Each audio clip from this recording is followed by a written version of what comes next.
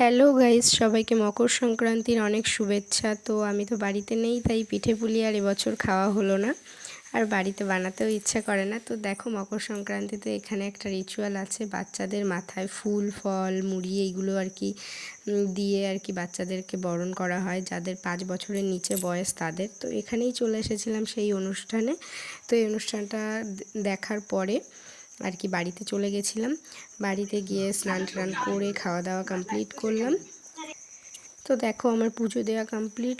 এবার আমরা এবারে যে আজকে ডাল ভাত রান্না করেছি, তো ডাল ভাত খেয়ে আর কি ব্যাগ গোছাতে বসবো, যেহেতু কালকে যাচ্ছি আমি আর ঈশান বেড়াতে সোলাপুর।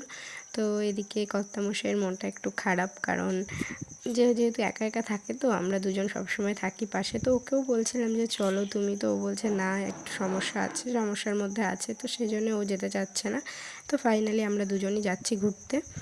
তো এবার আর কি ব্যাগটা গোছানো কমপ্লিট হওয়ার পরে আমরা আর কি খাওয়া দাওয়া করব।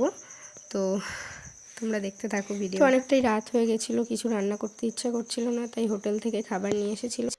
কাজু কোরমা, তান্দুরি রুটি, জিরে রাইস দিয়ে ডিনারটা সারলাম। তো রান্নাবান্নার ঝামেলা থাকলো না। তো তোমরা ভালো থেকো, সুস্থ থেকো, আর আমার ভিডিওটা কেমন লাগলো ডেফিনেটলি কমেন্টসে জানিও।